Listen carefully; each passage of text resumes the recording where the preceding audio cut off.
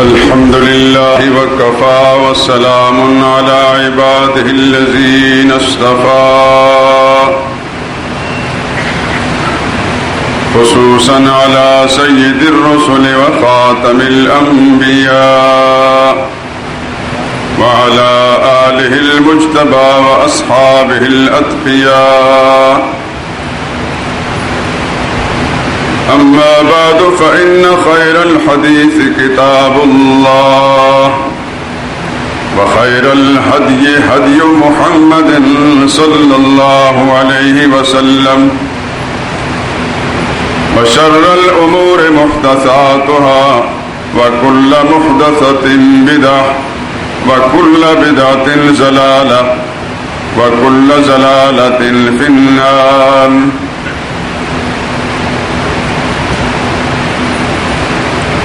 أعوذ بالله من الشيطان الرجيم. بسم الله الرحمن الرحيم. قل يا أيها الناس إن كنتم في شك من ديني فلا أعبد الذين تعبدون من دون الله ولكن اعبدوا الله الذي يتوفاكم وأمرت أن أكون من المؤمنين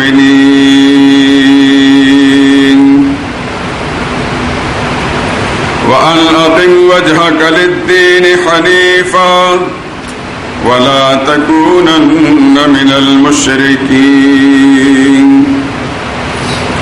ولا تدع من دون الله ما لا ينفعك ولا يضرك فإن فعلت فإنك إذا من الظالمين.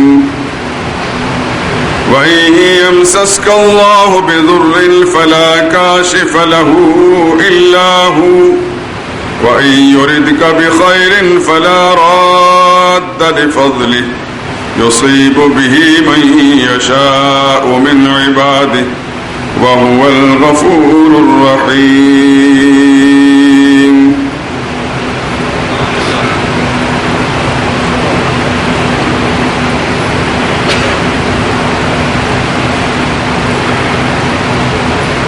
اے میرے پیغمبر انہیں کہہ دیجئے کہ لوگوں اگر تم کو میرے دین میں کسی طرح کا کوئی شک اور شبہ ہو تو سن لو. جن لوگوں کی تم اللہ کے سوا بندگی کرتے ہو میں ان کی بندگی نہیں کرتا بلکہ میں تو اللہ ہی کی بندگی کرتا ہوں جو تمہاری روحیں قبض کر لیتا ہے. اور مجھ کو یہی حکم ہوا ہے کہ میں ایمان والوں میں رہوں اور یہ کہ اے میرے پیغمبر سب سے یکسو ہو کر دین حنیف کی پیروی کیے جاؤ اور مشرکوں میں سے ہرگز نہ ہونا اور اللہ کو چھوڑ کر ایسوں کو نہ پکارنا جو نہ تمہارا کچھ بھلا کر سکتے ہیں اور نہ کچھ بگاڑ سکتے ہیں. اگر ایسا کرو گے تو ظالموں میں سے ہو جاؤ گے اور اگر اللہ تم کو کوئی تکلیف پہنچانا چاہے تو اس کے سوا اس کو کوئی دور کرنے والا نہیں اور اگر تم سے بھلائی کا فیصلہ کرنا چاہے تو اس کے فضل کو کوئی روکنے والا نہیں. وہ اپنے بندوں میں سے جسے چاہتا ہے فائدہ پہنچاتا ہے اور وہی بخشنے والا مہربان ہے. سبحان ربک رب العزة عما يصفون وسلام على المرسلين والحمد لله رب العالمين.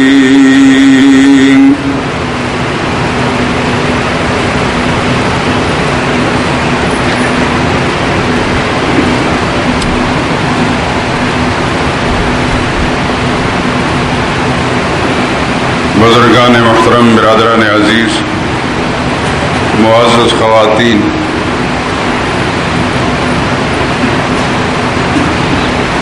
آج رمضان المبارک کا پہلا جمعہ ہے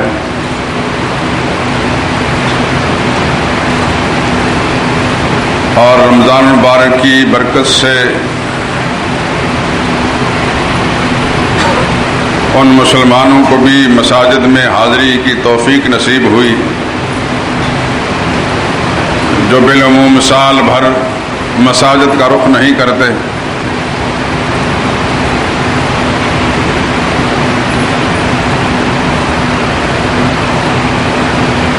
دینی مجالس میں شرکت نہ کرنے کے سبب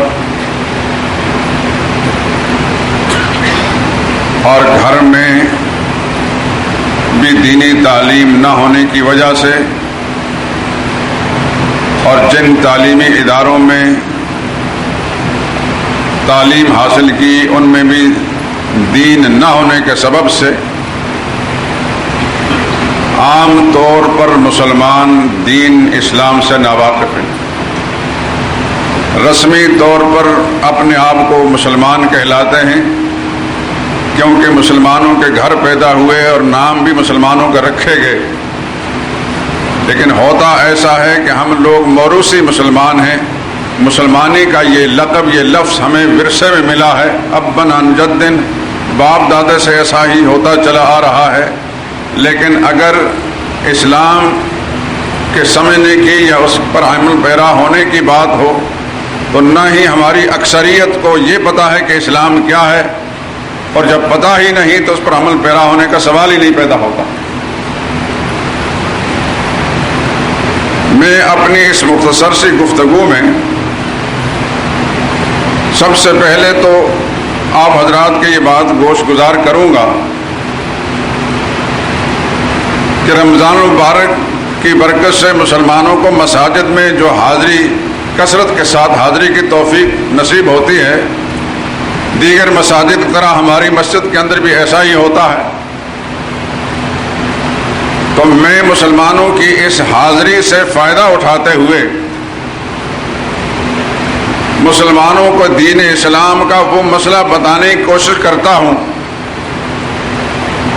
جس مسئلے کی وجہ سے نہ صرف یہ کہ وہ دنیا میں مسلمان رہیں گے، وہ جب ان کا خاتمہ ہوگا تو خاتمہ بھی ایمان پر ہوگا، اور محشر کے میدان میں بھی انہیں اس صف میں کھڑا کیا جائے گا جو اہل ایمان کی صف ہے، اور انشاءاللہ اس ایمان کی سلامتی کے برکت سے وہ اللہ تعالیٰ کے عذاب سے بچ کر سیدھے جنت میں بھی جائیں گے.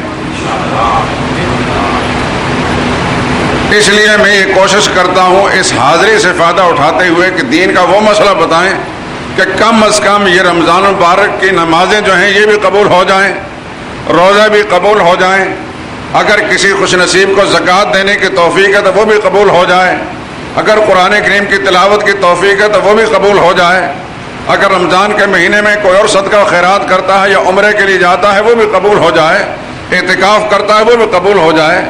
ان تمام نیکیوں اور عبادات کی قبولیت کی جو اصل بنیاد ہے وہ بتانے کی میں کوشش کرتا ہوں. میں آپ حضرات سے جتنے دوست احباب بھی میری بات کو سن رہے ہیں اور جو مائیں بہنیں یہاں آج اس مسجد میں حاضر ہوئی ہیں ان سے بھی گزارش کروں گا کہ یہ مختصر سا وقت ہے، ایک ایک لفظ کی طرف توجہ دیں. یہاں ایک بات چلتے ہوئے عرض کر دیتا ہوں،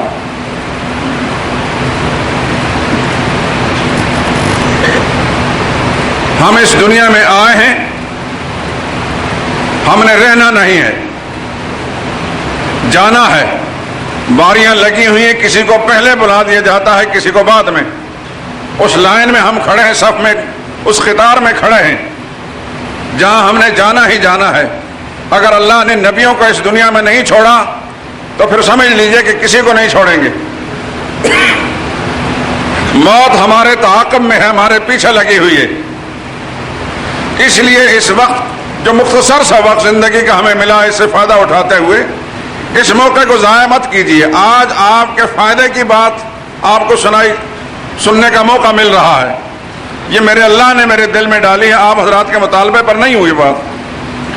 شروع سے جب سے میں آیا ہوں، آج تقریباً 38 سال مکمل ہونے کو ہیں، تب سے اب تک کوئی رمضان مبارک ایسا نہیں گزرا جس میں نے اس مسئلے کو بیان کرنے کی کوشش نہ کی ہو.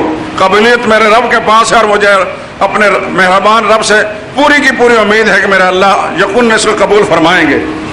لیکن آپ حضرات میں سے اکثر جن کو مسئلہ سمجھ میں آیا ہے وہ اس بات کے معترف ہیں، اقرار کریں گے کہ پہلے کیا تھے اور اب کیا ہے۔ یہ اللہ پاک کا خاص انعام ہے، یہ نہ کوئی میرا کمال ہے، نہ ہی آپ کا کمال ہے، نہ آپ کا مطالبہ، نہ میری کوئی خوبی، میرے رب کا احسان ہے آپ پر بھی کہ آپ کو اللہ نے یہاں پہنچا دیا، اور میرے رب کی مہربانی مجھ پر بھی کہ میرے اللہ نے میرے دل کو متوجہ کر دیا کہ میں دین کا اساسی اور بنیادی مسئلہ بتاؤں جس پر ساری نیکیوں کی قبولیت کا دار و مدار ہے۔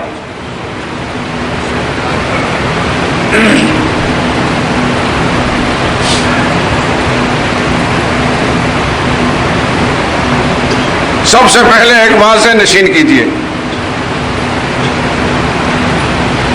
جس کو ہم اسلام کہتے ہیں نا، دین اسلام،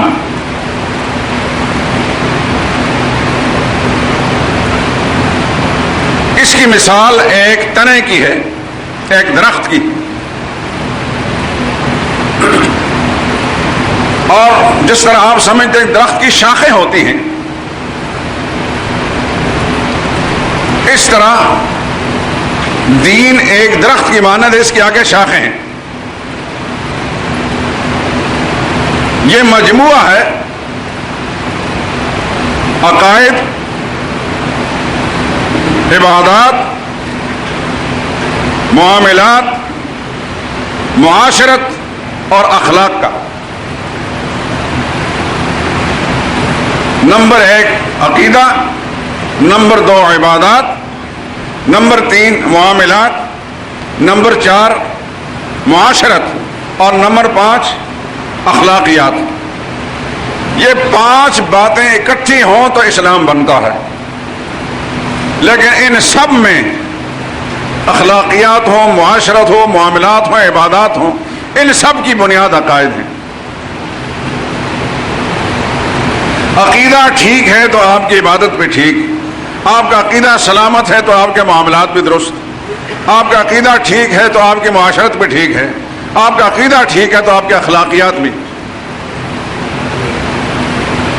یہ ساری کی ساری چیزیں واپس اس جگہ پہنچتی ہیں، اس سے پانی لیتی ہیں، ان کی آبیاری، ان کی تازگی اس عقیدے کی بنیاد پر قائم ہے۔ عقیدہ سلامت ہے تو یہ سب سلامت ہیں، عقیدہ خراب ہے تو سب کچھ برباد۔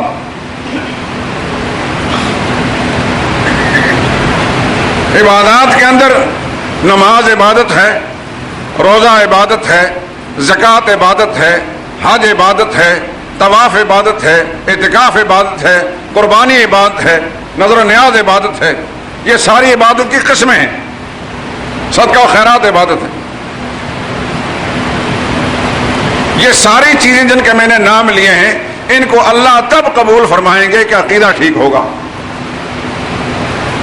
کوئی آدمی صبح سے شام تک اور شام سے صبح تک اللہ کے سامنے سجدہ ریز رہے، اللہ کے دربار میں کھڑا ہو اور نماز ادا کرتا رہے، لیکن عقیدے میں کہیں خرابیت، اللہ کی قسم جس کی سچی کتاب قرآن ہے، جس کے سچے نبی محمد رسول اللہ صلی اللہ علیہ وسلم ہیں، اس کی کوئی عبادت بھی قبول نہیں۔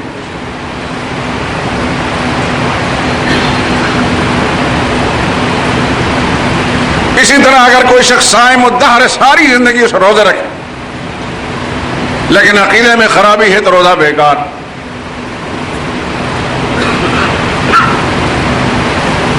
اگر کوئی آدمی مالدار ہے، زکوٰۃ دینے کے علاوہ وہ اربوں روپے خدا کی مخلوق پر خرچ کرتا ہے صدقہ و خیرات کی شکل میں، اور بڑی بڑی مسجدیں بھی بناتا ہے، لیکن عقیدے میں خرابی ہے تو سب کچھ برباد، ایک پیسہ بھی اللہ اس کا قبول نہیں کریں گے۔ ہر سال حج کرتا ہے، ہر مہینے عمرہ کرتا ہے۔ عمرہ تو آپ ہر مہینے تک ہر روز کر سکتے ہیں، لیکن یاد رکھیے کہ حج عمر میں زندگی میں ایک دفعہ فرض ہے، اور عمرہ کرنا سنت ہے، جتنے چاہے کریں۔ ہر روز کتنے عمرے کر سکتا ہے؟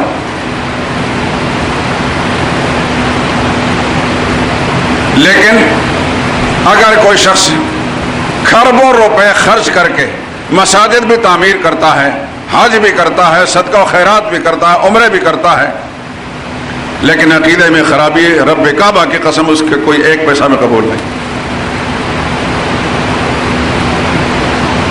اسی پر قیاس کر لیجئے ساری باتوں۔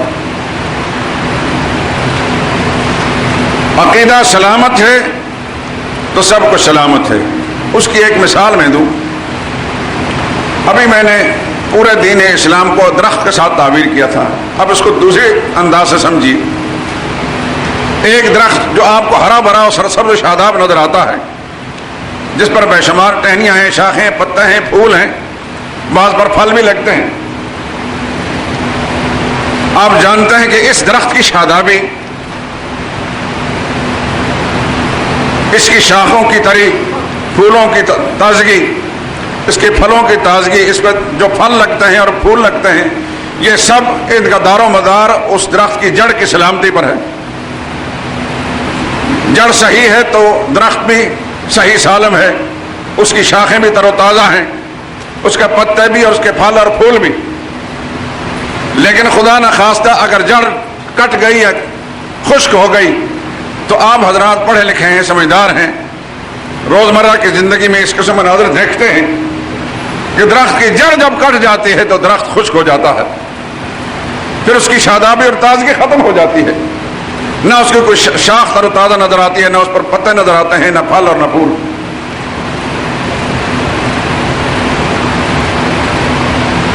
اس طرح سمجھو کہ اسلام کی یہ تمام تر خوبیاں، تمام نیکیاں اس عقیدے کی جڑ پر موقوف ہیں۔ عقیدہ سلامت ہے تو سب کو سلامت ہے، عقیدہ خراب ہے تو سب کے برباد۔ یا اس کو ایک دوسرے انداز سے سمجھیے، ایک انسان جس کا تمام اعضاء و جوارح سلامت ہیں، ہاتھ بھی سلامت ہیں، آنکھیں بھی سلامت ہیں، کان بھی سلامت ہیں، پیر بھی سلامت ہیں، زبان بھی بولتا ہے، سونگتا بھی ہے، سنتا بھی ہے، سب سوچتا بھی ہے۔ یہ ایک جسم جو سامنے نظر آ رہا ہے، آپ حضرات جانتے ہیں کہ یہ جسم قائم ہے ایک اور چیز پر، جس کو آپ روح کے ساتھ تعبیر کرتے ہیں۔ روح جسم میں موجود ہے تو انسان زندہ ہے، آنکھیں بھی کام کر رہی ہیں، کان بھی کام کر رہے ہیں، ناک بھی کام کر رہی ہے، زبان بھی کام کر رہی ہے، ہاتھ بھی اور پیر بھی۔ لیکن ایک انسان، اس کی روح اس کے جسم سے نکل جائے تو آپ حضرات جانتے ہیں نہ آنکھیں کام کی ہیں، نہ کان، نہ دماغ کام کر رہا ہے، نہ ہاتھ پیر۔ وہ جسم تو پورا صحیح سالم ہے، لیکن ایک لاش ہے، ایک میت ہے۔ کہ جسم کی کارآمد ہونا موقوف تھا روح پر، اصل چیز روح تھی، روح تھی تو سب کچھ چیز کارآمد تھی، روح ختم ہو گئی تو سب کچھ بیکار ہو گیا۔ اب اس کو کتنا حسین و جمیل نوجوان کیوں نہ ہو، جان چھڑکنے والے گھر کے افراد کیوں نہ ہو، بالآخر چند گھنٹوں کے بعد اس کو مٹی کے حوالے کر کے آ جاتے ہیں، گھر میں کوئی نہیں رکھتا۔ وہ حسن و جمال سارا کا سارا روح کی بقا پر موجود تھا، روح باقی تھی تو تھا، روح نہیں تو کچھ بھی نہیں۔ اب وہ میت ہے، لاش ہے، اس کو قبر میں دفن کر دیا جائے گا۔ ایک آدمی، اس کے ہاتھ بھی کٹے ہوئے ہیں، اس کی آنکھیں بھی نکالی ہوئی ہیں، اس کے کان بھی کاٹے ہوئے ہیں، پیر بھی کاٹے ہوئے ہیں، لیکن اس میں روح موجود ہے تو وہ زندہ انسان ہے۔ وہ میت نہیں کہلائے گا، لاش نہیں کہلائے گا۔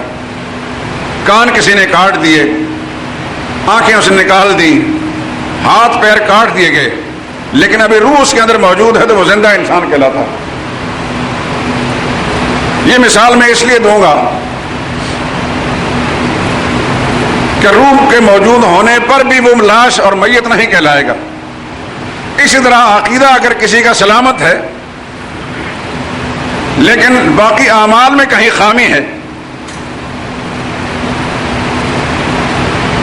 زکوٰۃ دینے میں کمزوری رہ گئی، نماز پڑھنے میں کمزوری رہ گئی، روزے رکھنے میں کمی آ گئی، اور جو اس کے ذمہ نیکیاں تھیں ان میں کمی آ گئی، لیکن عقیدہ اس کا سلامت ہے، ان کمیوں کو میرا رب یا تو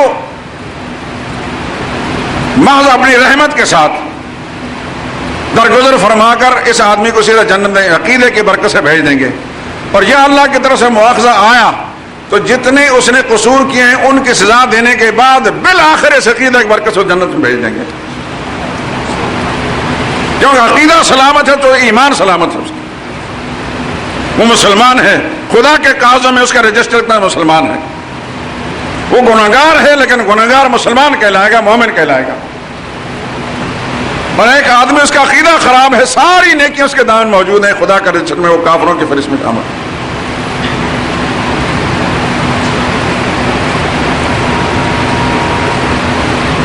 معلوم ہوا کہ سارا دار و مدار پوری اسلام کی عمارت موقوف ہے، قائم ہے اس بنیاد پر جو عقیدہ کہلاتا ہے۔ عقیدہ ٹھیک ہوگا تو ساری چیزیں ٹھیک، عقیدہ خراب ہوگا تو سمجھ لیجئے میرے دوستو، اپنے دل دماغ میں بٹھا لیجئے اس بات کو، کیونکہ میری زبان سے جملہ نکلے، آپ کے کانوں سے ٹکرائے اور آپ کے دماغ پر پہنچ گئے، اب آپ کا وجود، آپ کے کان کل میرے حق میں گواہی دیں گے کہ یہ بات اس نے سنائی تھی، اور زمین کے جس ٹکڑے پر یہ آواز پہنچ رہی ہے، مسجد کا چپا چپا بھی اور مار روڈ کی زمین بھی انشاءاللہ میرے حق میں گواہی دی تھی کہ یہ بات سمجھائی گئی تھی۔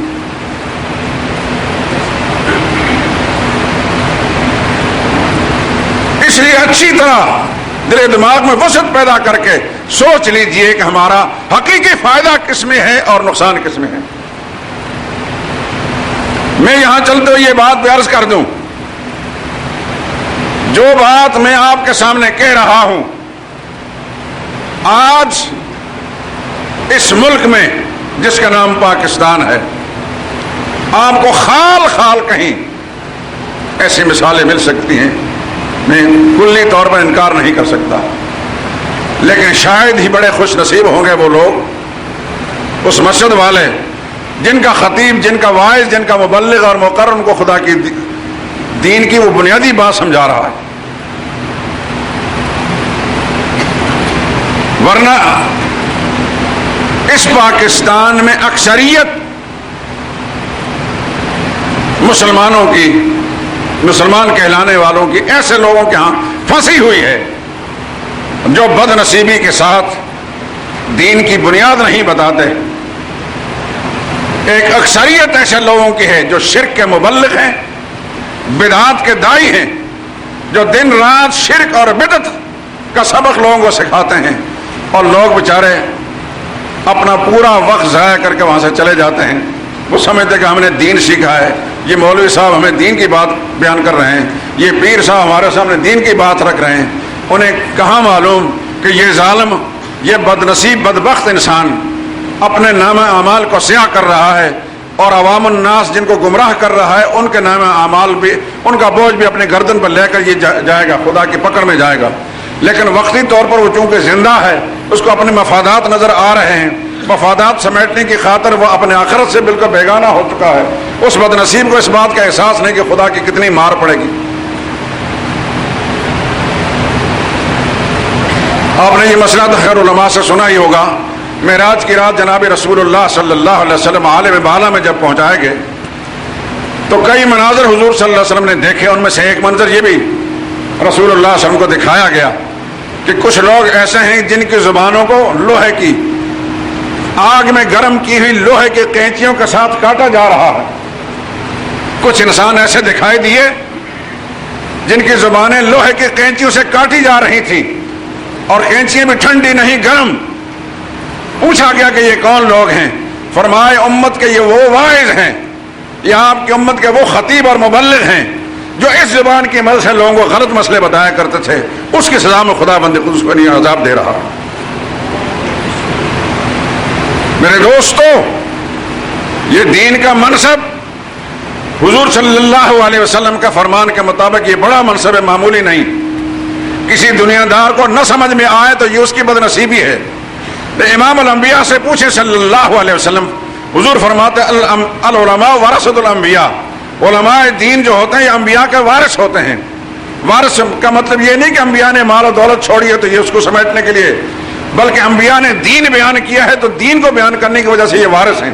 تو جس عالم دین نے سچا دین بیان کیا وہ نبی کا وارث ہے، اس کا اونچا مقام ہے، اس کا بہت اونچا مقام ہے، نبیوں کے ساتھ مناسبت ہے، وہ نبیوں والا کام کر رہا ہے۔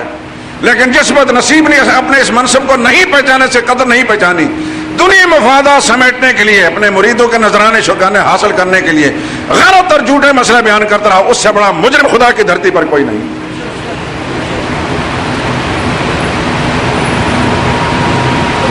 اور یہ کر رہا تھا کہ ایسے لوگوں کی کمی نہیں ہے ہمارے اس ملک کے اندر جو لوگوں کو شرک کی دعوت دیتے ہیں، بدعات کی تبلیغ کرتے ہیں اور عوام الناس پھنسے ہوئے ہیں۔ بڑا خوش نصیب ہے وہ انسان، آپ کو بھی مخاطب اس میں شامل کرتا ہوں، بڑے خوش نصیب ہیں وہ لوگ جو ایسی جگہوں میں پہنچ جاتے ہیں جو بغیر کسی طمع کے، بغیر کسی لالچ کے، بغیر کسی خوف و خطر کے خالص اللہ کا دین، اللہ کے قرآن کی بنیادوں پر، محمد رسول اللہ صلی اللہ علیہ وسلم کی سنت کی بنیادوں پر بیان کرتا ہے اور اس کو سنتے ہیں، وہ بڑے خوش نصیب لوگ۔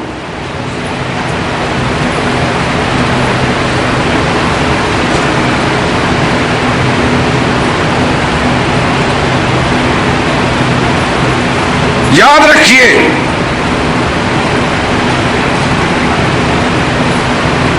اللہ نے یہ زمین و آسمان، جس زمین پر ہم چل پھر رہے ہیں، زندہ ہیں، اور جس آسمان کی چھت کے نیچے بیٹھے ہیں، یہ سارا جہان، یہ ساری کائنات جو ہمارے تصور میں آ سکتا ہے، اس کو اللہ تعالیٰ نے پیدا کیا ہے اسی مسئلے کی خاطر۔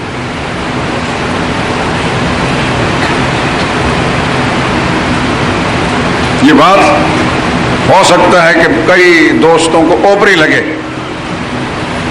اس لیے کہ انہوں نے سن سن کر کچھ اور ذہن بنایا ہوا ہے، لیکن میں جو بات کہوں گا اللہ کی اس کتاب قرآن حکیم کی بنیاد پر کہوں گا۔ اس لیے میں نے پہلے یہ بات عرض کی کہ جتنے لمحات بھی آپ کو یہاں میسر آئیں، ایک ایک بات توجہ کے ساتھ سنیں۔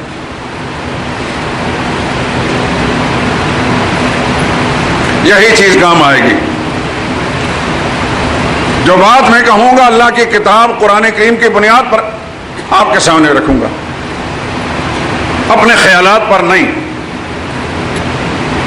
میں نے عرض کیا کہ زمین و آسمان، یہ سارا کارخانہ، یہ سارا جہان، زمین پر چلنے پھرنے والی ساری مخلوق، آسمانوں والے سارے کے سارے، اگلے پچھلے، یہ سارا جہان جو رب العالمین نے بنایا ہے، وہ اس مسئلے کو سمجھانے کے لیے، اس کو بتانے کے لیے۔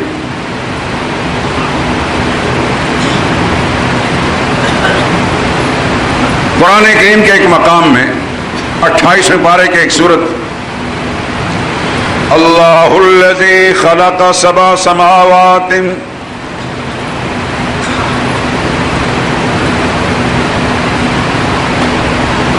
اللہ الذی خلق سبع سماوات ومن الارض مثلہن یتنزل الامر بینہن، وہ اللہ ہی کی ذات ہے جس نے ساتوں آسمان پیدا کیے، ساتوں آسمان بھی اللہ ہی نے بنائے، وَمِنَ الْأَرْضِ مِثْلَهُنَّ، اور زمینیں بھی اللہ نے اتنی ہی بنائی ہیں۔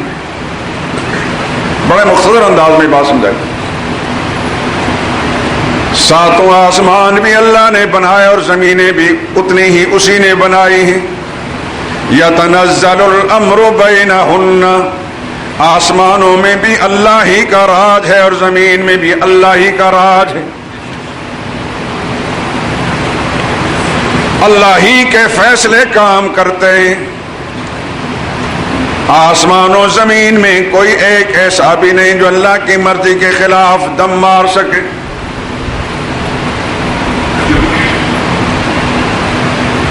یہ بات بیان کرنے کے بعد اب اس کے بعد اگلا جملہ سنیے، لِتَعْلَمُوا، اللہ نے یہ ساتوں آسمان کیوں بنائے اور زمینیں بھی کیوں بنائیں؟ اللہ یہ سمجھانا چاہتے ہیں، لِتَعْلَمُوا، اے دنیا میں بسنے والے انسان ہو، تاکہ تمہیں معلوم ہو جائے، تاکہ تم جان لو ان اللہ علی کل شیء قدیر، اللہ ایک بات یہ سمجھانا چاہتے ہیں کہ سب کچھ کرنے والی ذات بھی اللہ ہی کی ہے۔ وَأَنَّ اللَّهَ قَدْ أَحَاطَ بِكُلِّ شَيْءٍ عِلْمًا. اور دوسری بات یہ تمہیں معلوم ہو جائے کہ ساری کائنات اللہ کے علم کے اندر گھری ہوئی ہے. کائنات کا کوئی ذرہ ایسا نہیں جو اللہ کے علم سے باہر ہو. یہ دو باتیں سمجھانے کے لیے میرے رب نے اتنا بڑا کارخانہ پیدا فرمایا ہے. ابھی آپ کو کچھ بات سمجھ میں نہیں آئی. ان باتوں کو جب میں کھولوں گا نا انشاءاللہ تو پھر سمجھ میں آئے گی. ایک دفعہ پھر تازہ کر لیجیے. اللہ نے اعلان فرمایا میں نے 7 آسمان پیدا کیا اور اتنی ہی زمینیں بھی. یتنزل الامر بینہن. یہ بھی تمہیں معلوم ہو جانا چاہیے آسمانوں میں بھی میرا اختیار چلتا ہے اور زمینوں میں بھی. میں جب چاہتا ہوں سورج نکال لیتا ہوں, جب چاہتا ہوں اس کو غروب کر دیتا ہوں. ساری کائنات مل کر ایک پل کے لیے بھی اس کو آگے پیچھے نہیں کر سکتی. یہ سب کو معلوم ہے. معلوم ہوا کہ اللہ ہی کا راج ہے. میں جب چاہتا ہوں بارش برساتا ہوں, جب چاہتا ہوں روک لیتا ہوں. میں جب چاہتا ہوں رات کو لمبا کر دیتا ہوں اور دن کو چھوٹا کر دیتا ہوں, اور جب چاہتا ہوں دن کو لمبا اور طویل کر دیتا ہوں, راتیں مختصر ہو جاتی ہیں. اور جہاں چاہتا ہوں 6 مہینے کی رات بنا دیتا ہوں, 6 مہینے کی. کل کے اخبار میں پڑھا تھا گرین لینڈ میں 21 مہینے کا روزہ, 21 گھنٹے کا روزہ, 21 گھنٹے کا. جنہیں ادھر افطار ہوتی ہے پھر ان کو لوگ سحری کرنے لگے. ہم نے آج سے تقریباً 40 سال پرانی بات ہے. میں جب فقہ کی کتابیں پڑھتا تھا, فقہ حنفی کی, تو ایک کتاب ہے کنز الدقائق. ہمارے سارے طالب علم پہلے پڑھتے تھے, اب تو مدرسوں کے نصاب میں بڑا ریڈیوس کر دیا انہوں نے. یہ ساری کتابیں بھی تقریباً شارٹ کر دی ہیں, لیکن ہم نے تقریباً پڑھی تھی ساری. اس زمانے میں یہ حال نہیں تھا. تو اس میں ایک مسئلہ لکھا تھا نمازوں کے سلسلے میں, من لم یجد وقتہما لم یجبا, کہ جس شخص کو عشاء کی نماز اور وتر کی نماز کا وقت نہ ملے اس پر نہ عشاء کی نماز واجب ہے نہ وتر کی نماز واجب ہے. تو سمجھ میں نہیں آ رہی تھی کہ عشاء کی نماز کا وقت نہ ملے, وتر کا وقت نہ ملے تو وہ واجب نہیں ہوتی. یہ کیا مطلب؟ جہاں تک مجھے یاد پڑتا ہے کہ ہمارے استاد جنہوں نے یہ پڑھایا تھا انہوں نے اس کی تشریح نہیں کی تھی. لیکن طالب علم, چھوٹے چھوٹے طالب علم ہوتے ہیں, ان کو اتنی ضرورت بھی نہیں ہوتی کہ استاد سے پوچھ سکیں. اتنا اس وقت ذہن بھی وسیع نہیں ہوتا کہ یہ سوال کر سکے کہ نہ ان عشاء کے وقت نہ ملنے کا مطلب کیا ہے. مجھے ایک کتاب مل گئی جو بھی میرے پاس ہے, جو کسی ایسے عالم نے اس کی شرح لکھی تھی جو بڑا ہی بڑا زبردست عالم تھا. اسی عبارت کے ذیل میں حاشیہ جب اس کا میں نے دیکھا تو اس میں یہ لکھا تھا کہ بلغار ایک علاقہ ہے. بلغار کے لوگ, چاہے اب پتہ نہیں اس کا کیا نام ہے تازہ, پورے سال کے اندر 40 دن ان پر ایسے آتے ہیں کہ ان کو عشاء کی نماز کا وقت نہیں ملتا. پھر آگے لکھ فَإِنَّ الشَّمْسَ كَمَا تَغْرُبُ مِن نَاحِيَةِ الْمَغْرِبِ تَطْلُعُ مِن نَاحِيَةِ الْمَشْرِقِ. جو ہی مغرب کی طرف سے سورج غروب ہوتا ہے فوراً مشرق سے طلوع ہو جاتا ہے. ظاہر ہے کہ ادھر غروب ہوا ادھر طلوع ہو گیا تو عشاء کا وقت کہاں ہے. تب یہ بات سمجھ میں آئی کہ دنیا میں ایسا بھی کونا ہے کہ جہاں اللہ تعالیٰ نے ایسا نظام بھی چلایا ہے. وہ مالک ہے, کوئی نماز زیادہ پڑھے کم پڑھے اس کی بادشاہی میں کوئی اضافہ تو ہوتا نہیں. وہ جو چاہے کرے. وہ 6 مہینے کا دن بنا دے, 6 مہینے کا راتیں بنا دے. اب برطانیہ میں جیسے دنوں میں گیا, ظہر کی نماز ہوتی تھی 1:45 بجے, عصر کی نماز ہوتی 8 بجے, پورے 6 گھنٹے کا وقفہ. یہاں ہمارے ہاں تو ایسا نہیں ہے. اللہ تعالیٰ کی مرضی ہے, سارا جہان بھی اس نے بنایا اور سارا نظام بھی اس نے بنایا. یتنزل الامر بینہن, اللہ یہ سمجھانا چاہتے ہیں اسی کا راج ہے, اسی کی مرضی چلتی ہے, جو چاہے کرے. دن کو لمبا کر دے، رات کو لمبا کر دے، کسی جگہ میں 6 مہینے کی رات بنا دے، 6 مہینے کا دن بنا دے، اس کی مرضی ہے۔ اختیار کس کا ہے؟ ہر جگہ صرف اللہ کا اختیار ہے۔ یتنزل الامر بینہن، ہر جگہ اللہ ہی کا اختیار چلتا ہے۔ لِتَعْلَمُوا، اللہ یہ سمجھانا چاہتے ہیں دنیا والوں، تمہیں معلوم ہو جائے، تم جان لو۔ 2 باتیں تمہیں سمجھانا چاہتا ہے۔ پہلی بات یہ ان اللہ علی کل شیء قدیر، اللہ ہی ہر چیز پر قادر ہے، یعنی اللہ ہی سب کچھ کرنے والا ہے، ہر چیز اللہ ہی کے اختیار میں ہے۔ کسی کو بڑھانا چاہے وہ بڑھا سکتا ہے، کسی کو پستی میں گرانا چاہے وہ گرا دیتا ہے، کسی کو فائدہ دینا چاہے تو کوئی روک نہیں سکتا، کسی کو نقصان میں مبتلا کرنا چاہے کوئی روک نہیں سکتا، کسی کو عزت دینا چاہے کسی کو ذلیل کرنا چاہے اس کا مالک وہی۔ ان اللہ علی کل شیء قدیر، پہلی بات یہ سمجھانی اللہ ہی ہر چیز پر قادر ہے، یعنی سب کچھ کرنے والا وہی ہے۔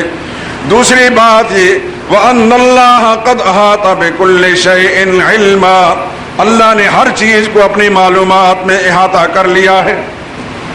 کائنات کا کوئی ذرہ نہیں جو اللہ کے علم سے باہر ہو، آسمانوں میں بھی کوئی ایسا ذرہ نہیں، زمین میں بھی کوئی ذرہ ایسا نہیں جو اللہ کے علم سے باہر ہو۔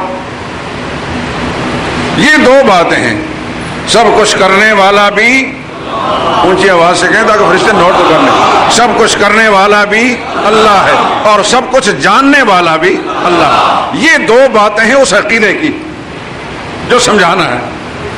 یہ 2 بنیادیں اس کو ذہن سے نہ اتارنا، جس پر سارے اسلام کی عمارت قائم ہے، جس پر آپ کی نماز بھی قبول ہوگی، روزے بھی قبول ہوں گے، زکوٰۃ بھی قبول ہوگی اور صدقہ و خیرات بھی۔ یہ 2 باتیں ہیں، یہ 2 باتیں بتمام و کمال جس خوش نصیب انسان نے صرف اللہ کی ذات میں مان لی اس کا عقیدہ ٹھیک ہے، اور جس نے ان 2 باتوں میں اللہ کی مخلوق میں سے چاہے کوئی نبی ہو، کوئی جن ہو، انسان ہو، کوئی ولی ہو، فرشتہ ہو، شہید ہو، زندہ ہو، مردہ ہو، کسی انسان کو ان 2 باتوں میں کسی نہ کسی طرف سے کسی حیثیت سے بھی شریک کیا، حصہ دار بنایا، اس کا عقیدہ خراب ہے، اور اس کا عقیدہ خراب ہونے کی وجہ سے اس کی کوئی نیکی بھی اللہ قبول نہیں کرتا۔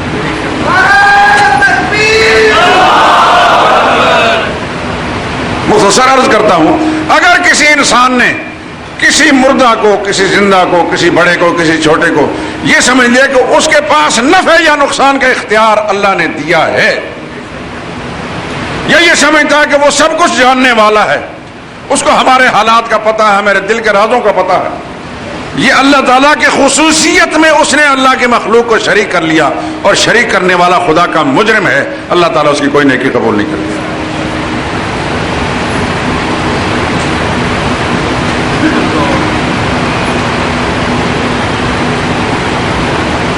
یہ عقیدہ کتنا اہم ہے،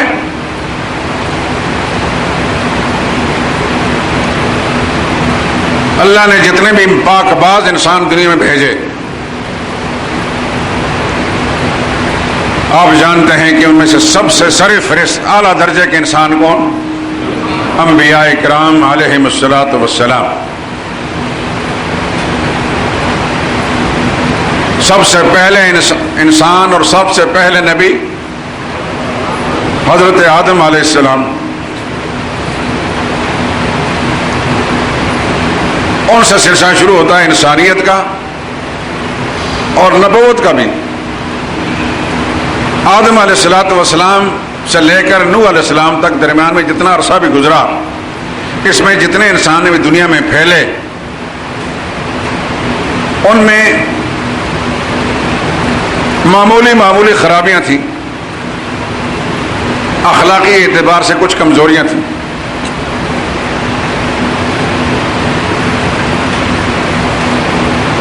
آدم علیہ السلام کے 2 بیٹوں کا ذکر قرآن کریم میں آتا ہے۔ ایک بھائی نے حسد کے مارے دوسرے بھائی کو قتل کر دیا۔ یہ حسد کی بیماری تب سے اب تک ہے۔ اللہ پاک سے دعا کیا کریں کہ خدا بندے اپنی رحمت اور فضلوں سے ہمیں حسد کے مرض سے محفوظ رکھے۔ حضور صلی اللہ علیہ وسلم فرمایا ایاکم والحسد فإن الحسد تاکل النار تاکل الحسنات یاکل الحسنات کما تاکل النار الحطب، حسد سے بچو کیونکہ حسد نیکیوں کو اس طرح کھا جاتی ہے جس طرح لکڑی کو آگ کھا جاتی ہے. آگ میں لکڑی ڈالیں تو کچھ باقی نہیں رہتا. حسد کی بیماری جب پیدا ہوتی ہے تو نیکیوں کا کچھ باقی نہیں رہتا، سب کچھ برباد ہو جاتا ہے. کسی نہ کسی شکل سے انسان میں حسد، کسی کا کاروبار اچھا دیکھا تو حسد کرنا شروع کر دیا، کسی کا مکان اچھا دیکھا تو حسد کرنا شروع کر دیا، کسی کی گاڑی اچھی دیکھی تو حسد میں مبتلا ہو گئے،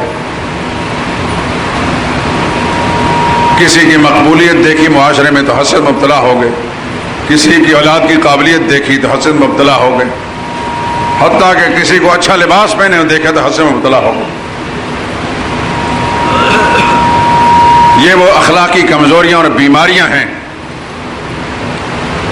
جو آج کے معاشرے ہر زمانے کے اندر لوگوں کے لیے، لیکن اس زمانے میں تمام و کمال ہیں. اس لیے اللہ تعالیٰ سے جہاں اور دعائیں مانگا کریں دنیاوی اغراض کے لیے، ان بیماریوں سے بچنے کے لیے بھی اللہ تعالیٰ سے دعا مانگے، یا اللہ میرے اندر یہ حسد کی بیماری پیدا نہ کر. مومن کی شان یہ ہے کہ دوسرے کی خوشی پر خوش ہوتا ہے. ما یحب لنفسہ یحب لاخیہ، مومن کی شان حضور نے فرمایا جو اپنی ذات کے لیے پسند کرتا ہے اپنے بھائی کے لیے پسند کرتا ہے. اپنی ذات کے لیے ہر آدمی فائدہ پسند کرتا ہے، تو مسلمان ہونے کے ناطے سے پھر اس کی ذمہ داری یہ ہے کہ اپنے بھائی کا فائدہ بھی پسند کرے. یہ مسلمان کی شان نہیں ہے کہ اپنے لیے تو فائدہ سوچے اور دوسرے کا نقصان سوچنا شروع کر دے. یہ مسلمان کی شان نہیں ہے. آدم علیہ السلام کے ایک بیٹے نے دوسرے بھائی کو قتل کر دیا صرف اس کی مقبولیت کو دیکھ کر. اذ قربا قربانا فتقبل من احدهما ولم يتقبل من الاخر، دونوں نے قربانی پیش کی، اللہ کی بارگاہ میں نیاز دی. ایک کی نیاز اخلاص کی بنیاد پر تھی، خدا نے قبول کر لی. دوسرے نے بھی قربانی دی لیکن اخلاص نہیں تھا، ریاکاری تھی، دکھلاوا تھا، اللہ نے قبول نہیں کی. قال لا اقتلنک، جس کی نیاز کو اللہ تعالیٰ نے قبول نہیں کیا وہ غصے میں آ کر اپنے اس مقبول بھائی کو کہنے لگا میں تمہیں مار ڈالوں گا. اس نے کہا اس میں میرا کیا قصور ہے بھائی، تمہاری نیاز کو اللہ نے قبول نہیں کیا، تم اپنے اندر کی کمزوری کو تلاش کرو. میری نیاز کو میرے اللہ نے قبول کیا، اللہ تعالیٰ نے کوئی میرے سمجھانے پر تو نہیں قبول کیا، یہ اس کی مرضی ہے.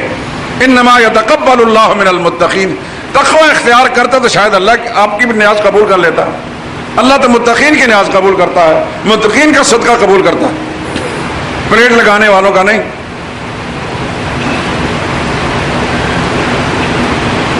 کہ مسجد کے اندر کوئی چیز بنائی تو کہتے میرے نام کی پلیٹ لگا دو. یہ دکھلاوا، یہ ریاکاری، سب کچھ برباد ہو جاتا ہے. اصول تو یہ ہے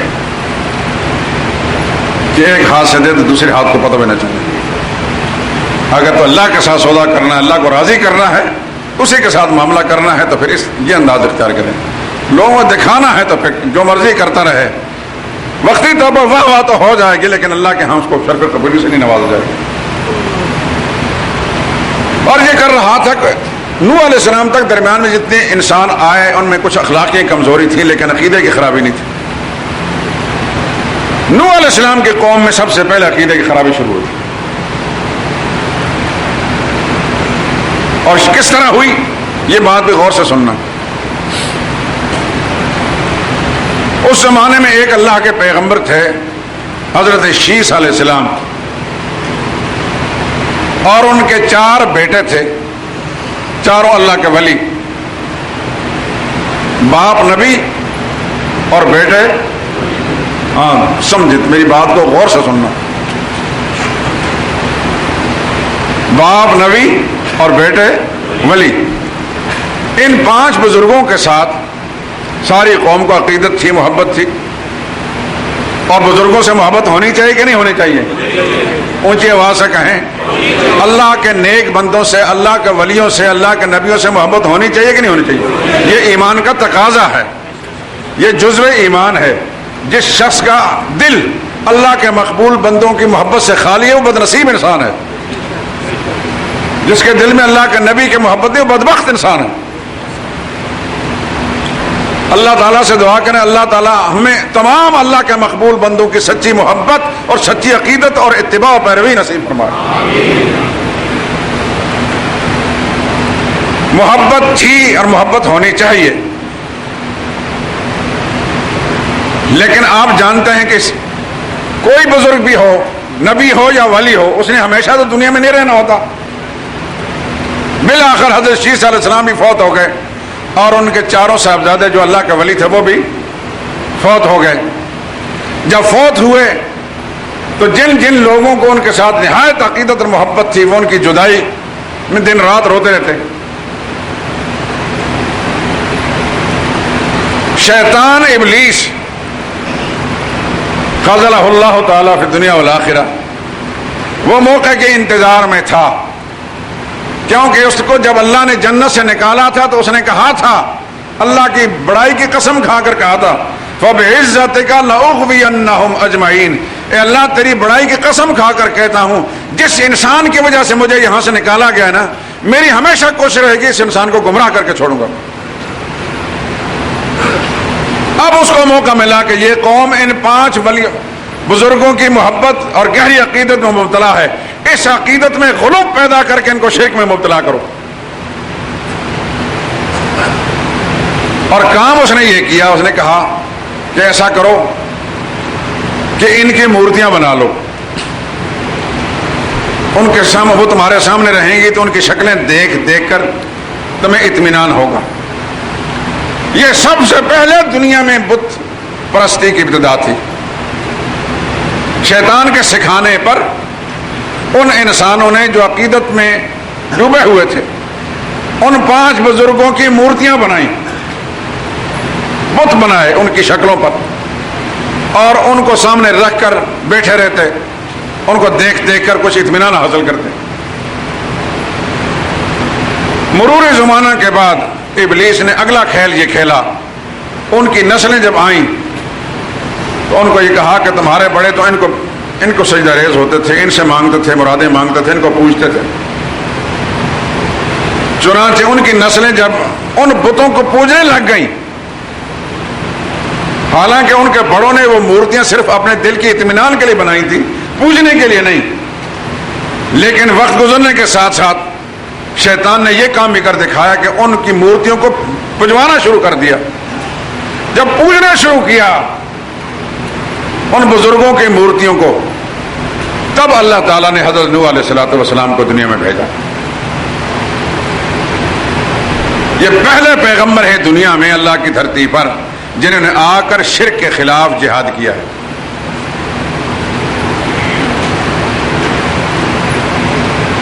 نوح علیہ السلام نے آ کر اس قوم کو سمجھایا کہ نہیں بھائی، تمہارے بڑے انہوں نے یہ مورتیاں اس لیے نہیں بنائی تھیں کہ ان کی پوجا کریں، انہوں نے بنائی تھی، اگرچہ مورتی بنانا ہی غلط تھی لیکن بنائی تھی اپنے دل کی تسلی کی خاطر، اس لیے تم ان کی پوجا نہ کرو، پوجا کے لائق اللہ ہی کی ذات ہے جس نے یہ سارا کارخانہ، یہ سارا جہان بنایا۔ لیکن وہ شرک میں اتنے پختہ ہو گئے تھے، شیطان نے ان کو یہ سبق پڑھا رکھا تھا کہ جو آدمی بھی ان کی پوجا پاٹ سے تمہیں ہٹائے گا وہ گستاخ ہے، وہ بزرگوں کا منکر ہے، وہ ولیوں کو نہیں مانتا۔ چنانچہ اس وقت بھی لوگوں نے اسی انداز سے پروپیگنڈا کیا نوح علیہ السلام کے خلاف۔ نوح علیہ السلام رب انی دعوت قومی لیلا ونہارا، نوح علیہ السلام دن رات کا فرق کیے بغیر اللہ کی توحید کی دعوت دینے لگے۔ انی دعوت قومی لیلا ونہارا، اللہ کی بارگاہ میں عرض کرتے ہیں یا اللہ میں نے رات اور دن کا فرق کیے بغیر اس قوم کو دعوت دی ہے، راتوں کو بھی ان کو یہ مسئلہ سمجھایا ہے، دن کو بھی یہ سمجھایا ہے۔ فلم یزدہم دعائی الا فرارا، یہ اتنے بد نصیب لوگ ہیں کہ میری بات کو سننا ہی نہیں چاہتے، بھاگتے رہتے ہیں۔ میں مجمعوں کے اندر جا کر بھی سمجھاتا رہا، ایک ایک انسان کو پکڑ پکڑ کے بھی سمجھاتا رہا، لیکن آخر میں ہوا کیا؟ وَقَالُوا لَا تَذَرُنَّ آلِهَتَكُمْ، ان کو جو بڑے بڑے سرغنے تھے، ان کے جو مولوی اور پیر تھے، شرک دائی اور مبلغ تھے اس قوم کے، کہنے لگے لا تذرن آلہتکم، ان کا چونکہ کاروبار زندگی اسی پر تھا، قوم شرک میں مبتلا ہو ان کو نذرانے دیتی رہے، انہوں نے کہا نوح کی بات نہیں سننی، لا تذرن آلہتکم، اپنے ان 5 تن پاک کو نہیں چھوڑنا، جتنے بھی تمہارے حاجت روا مشکل کشا ہیں ان کو نہیں چھوڑنا، خاص طور پر ان 5 کا نام ہے ولا تذرن ودن ولا سوان ولا یغوس و یعوق و نصرا، ود کو، سوا کو، یعوق کو، یغوس کو اور نصر کو نہیں چھوڑنا، یہ ان کے لقب تھے۔ امام بخاری لکھتے ہیں اسماء رجال صالحین من قوم نوح علیہ السلام کی قوم کے یہ 5 بزرگ تھے، ان کے نام ہیں ود، سوا، یغوس، یعوق، نصر۔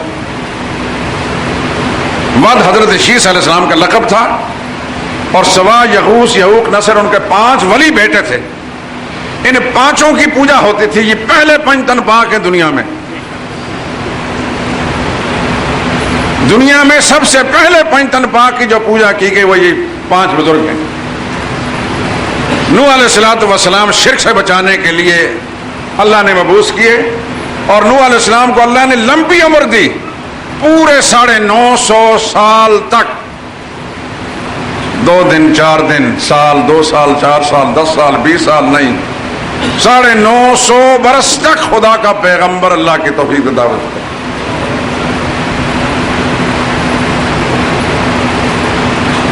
یہ مسئلہ اگر معمولی ہوتا، اس بات کو غور سے اس پر غور کیجئے، یہ بات اگر معمولی ہوتی تو اتنا عظیم پیغمبر اس کام کے لیے خدا نے نہ لگایا ہوتا، اللہ ان سے کوئی اور کام لیتے۔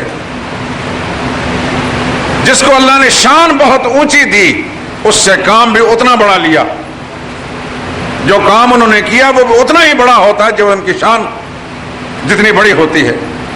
انبیاء اکرام علیہ السلام سب کے سب اونچی شان والے تھے، اور سب کے سب اونچی شان والے یہی کام کرتے تھے۔ سب سے پہلے پیغمبر نوح علیہ السلام ہیں جنہوں نے شرک کے خلاف جہاد کیا، لیکن ہمیں سیرت اور تاریخ کی کتابوں میں حدیث میں ملتا ہے کہ 950 سال کی تبلیغ کے باوجود نوح علیہ السلام پر 80 سے زیادہ آدمی ایمان نہیں لائے، 80، یہ 100 کی تعداد پوری نہیں ہوئی۔ کتنے پکے تھے شرک کے اندر، شیطان نے کیسا سبق ان کو پڑھایا تھا کہ عظیم الشان پیغمبر وہ کوئی سیزن کے اندر تبلیغ نہیں کرتا، دن رات کا فرق کیے بغیر خدا کے دین کی دعوت دے رہا، لیکن اس کے باوجود قوم کے بد نصیب ایمان نہیں لاتے۔ بالآخر آپ جانتے ہیں طوفان نوح کا قصہ آپ نے سنا ہے کہ نوح علیہ السلام جب ان سے مایوس ہوئے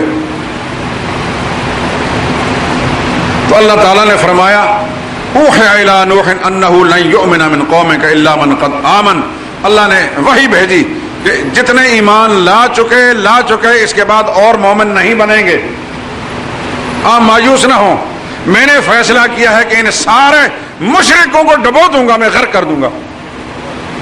آپ ایسا کریں، ایک کشتی بنائیں، کشتی کے اندر اپنے ساتھ سارے ایمان والے جتنے موحد ہیں، آپ کی بات مان چکے ان کو سوار کر لیں، اپنے گھر والے جتنے بھی اہل ایمان ان کو سوار کر لیں،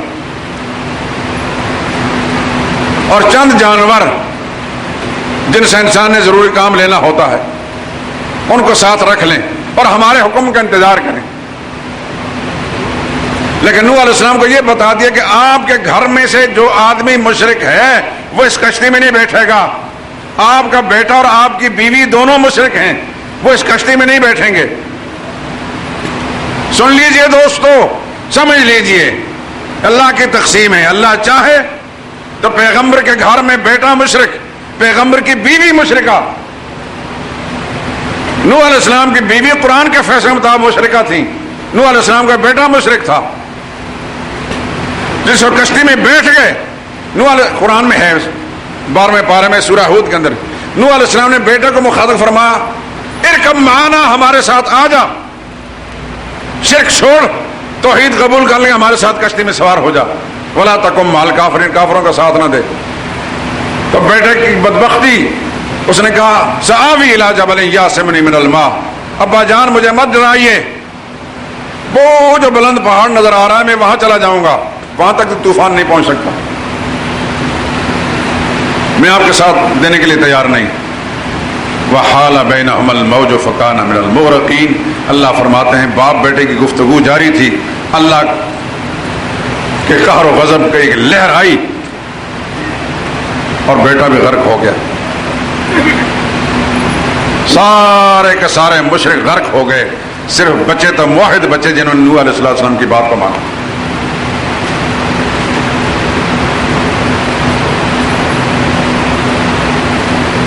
اس وقت نوح علیہ السلام نے ایک اللہ سے درخواست کی، دیکھیے آپ کا کوئی بیٹا خدا نہ خواستہ اللہ نہ کرے کسی کی اولاد ایسی ہو، اگر نافرمان بھی ہونا کسی مصیبت میں پھنس جائے تو آپ کے دل میں رقت پیدا ہوتی ہے، فطری شفقت جوش مارتی ہے، آپ کے دل میں جو محبت اولاد کی ہے وہ جوش مارتی ہے، کتنا ہی نافرمان اور آپ کا سرکش کیوں نہ ہو آپ اس کی بربادی نہیں چاہتے۔ کچھ ایسی شفقت فطری نے جوش مارا، نوح علیہ السلام نے دیکھا کہ بیٹا ڈوب رہا ہے، نوح علیہ السلام نے اللہ سے درخواست کی، اللہ ان ابنی من اہلی وان وعدک الحق، یہ تو میرا بیٹا ہے، میرے گھر کا آدمی ہے، اے اللہ تو نے وعدہ کیا تھا کہ تیرے گھر والوں کو بچاؤں گا، اے اللہ میں درخواست کرتا ہوں کہ میرے اس بیٹے کو بچا لے۔ اللہ نے فوراً اعلان کیا انہ لیس من اہلک انہ عمل صالح، اے نوح یہ آپ کے گھر کا فرد نہیں، یہ بدعمال تھا، فلا تسألنی ما لیس لک بہ علم، آئندہ کے لیے اس طرح کا سوال بھی مت کر۔ کسی انسان کو کسی بڑی ہستی کسی بڑی شخصیت کی رشتہ داری کام نہیں آئے گی اگر اس کا عقیدہ اور ایمان خراب ہے۔ نبی کا بیٹا ہے تو خدا کے عذاب سے نہیں بچ سکتا، نبی کی بیوی تو خدا کی پکڑ سے نہیں بچ سکتی۔ اس لیے حضور صلی اللہ علیہ وسلم ایک موقع پر اپنی پھوپھی کو، اپنے چچاؤں کو، اپنی بیٹی کو مخاطب کر فرمایا، اے میری بیٹی، اے میری پھوپھی، اے میرے چچا، اپنے آپ کو خدا کے عذاب سے بچانے کی فکر کرنا، اپنا عقیدہ اور ایمان ٹھیک رکھنا، اس گھمنڈ میں نہ رہنا کہ آخری نبی کے ہم رشتہ دار ہیں۔ لا اغنی عنکم من اللہ شیئا، اگر تمہارے عقیدے کی خرابی کی وجہ سے خدا کی پکڑ آ گئی تو سن لو کان کھول کر، میں خدا کی پکڑ سے کسی کو نہیں بچا سکوں گا۔ نعرہ تکبیر، کسی کو کسی کی رشتہ داری نہیں بچا سکتی، اگر بچے گا کوئی تو اپنے عقیدے ایمان کی صحت اور سلامتی کے ساتھ بچے گا۔